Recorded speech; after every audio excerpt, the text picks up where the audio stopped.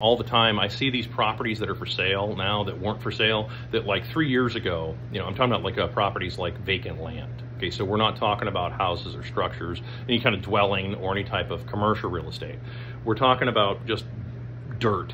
I'll drive past probably, I don't know, half a dozen of them every single day, and I'll look at them. And the thing is that 3 years ago, these properties were not for sale, or if they were for sale, right, then, you know, you'd call up some old fucking boomer and some boomer, you know, representative, or the broker who's brokering for the broker who's brokering for another broker who's brokering for another broker would say, oh yeah, we want like $6,500 a square inch or some shit like that. And it's like, dude, I'm not paying you, you know, like, fuck off. You know, you don't want to sell. Well, those properties, of course, many of them are still for sale now. Now they're for sale. Now they have giant signs on them, and you've got a whole bunch of people trying to sell all this, and they're still delusional. They still want all this money, and not realizing that the utility value of a lot of these properties, I'm not kidding, is something like maybe $1,000 an acre.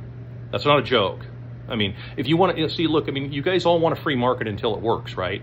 This is the problem of the hypocrisy of people who advocate for free markets. This is typically the Limbaugh people, okay, and the von Mises people, and you know, like you guys all advocate. You want free markets until you see a free market work, and then you don't want a free market anymore. Then you want some kind of ism to swoop in and bail you out because you overpaid for a piece of shit property, right? Because, well, they're going to develop this area. No, they're not. No, they're not going to develop that area. Right? You're betting on something in the future that has not happened, right? Okay, so physics is a study of what is, not what could potentially be maybe.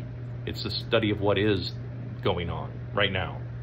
And a bunch of people have overpaid for these pieces of land, and they're not gonna do anything with them.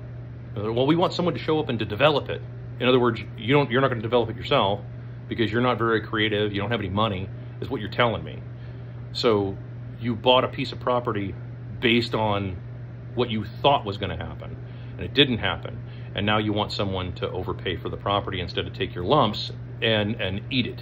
If you paid $600,000 for 2 acres of land, right, and I offer you $5 grand, and you know, like there's nobody behind me. Did I walk in front of the line of people ready to buy this from you? Probably not. See the problem with this? Like, this is the same problem. I teach this with liquidity. There's this idea that, well, there's a liquidity crisis. No, there's no such thing as a liquidity crisis. Just like there's no such thing as a labor shortage. There's not supposed to be, you know, if there's a liquidity crisis, it means that you bankers, brokers, boomers, billionaires, you paid too much for all the shit, and there's no buyer on the back end of that. That means that you now get to lose money. Right? You now have to sell it to bring in liquidity. You have to sell it at a lower price. Any business owner knows this. Anybody who has ever run a pawn shop will tell you this, right? Sometimes there's shit that sits on a shelf until you finally just get sick of looking at it and you lower the price to almost nothing to get rid of it, right? So as a former pawn shop owner, I will tell you that does eventually happen to the owner. You know, you're walking around doing inventory and you're like, God damn it, that shit's been here for 2.5 years. I want it gone. So, to bring in liquidity, right? But if you're going to consider, if you're just going to say, well, no, we have a liquidity problem. We need an injection of liquidity. That's the last thing you need, right? I mean, you might as well say you want an injection of some kind of a, well, again, I can't say the name of the drug, but because of the internet. But like, dude, that's the last thing you need is an injection. What you actually need is to realize you probably overpaid for that product.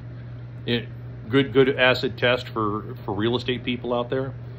Take that piece of land that you're trying to sell for $6 million because it's a corner lot and it's in a commercial area. Put it on eBay. 99 cents, no reserve. See what it sells for. Well, but it'll only sell for $25,000. Yep. That's exactly right. In other words, that's all it was worth to somebody.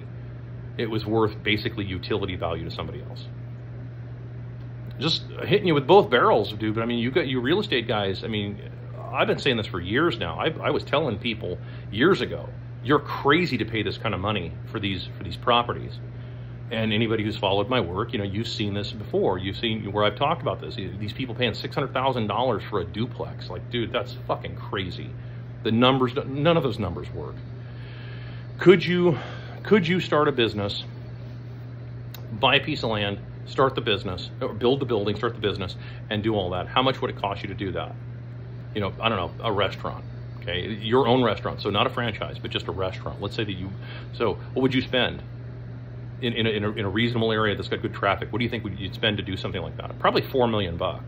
That wouldn't be, depending on where you are, that wouldn't be out of the realm of reality. Okay, so if you spend $4 million to get your doors open, you haven't made $1. You spent $4 million to get open. How long does it take you to make all that money back? Exactly. That's why people don't do it. It's beyond the utility value. It's way beyond utility value. The costs are not, if you had $4 million in cash, well, you could borrow it and leverage it. Yeah, I know. Oh no. You guys, I know. You guys do that, and the thing is that you still have the problem of now you still have to pay out a huge amount. You have one hell of a nut to crack every single month, and you better hope you're busy, right? So this is just kind of how this works, and you have to start thinking in terms of utility value. This is what I would tell anybody. Look, but this is adult time now. Time to start thinking in terms of utility value. What is this shit worth? Most things that people think are worth a fortune are not. They're just not. They have utility value to them, and that's about it. Okay, and that means that you're going to be somebody who's going to maybe buy the land and go do something with it, but it may not be what they think that it should be, right? Like, oh, build a giant medical complex. That was one that somebody contacted me on, and I'm like, dude, you realize medical complexes are like, they're sucking hind tit now. You understand? I mean, there's so many of them. There's, oh my God, there's Dock in a Boxes. Well, Quack in a Box. There's Quack in a Box everywhere now. And I don't know how any of them are staying open. I really don't. I mean, there's so many of them, and the cost to keep that kind of stuff open, like, oh my God, all right? It's just, it's flooded. And as with a lot of markets, if you follow along, a lot of markets are completely flooded relative to the amount of money that they need to make to keep that operation going. This is particularly true for the mega corporations, which is why you're seeing them shut down a bunch of stuff now, because they can't keep those numbers going.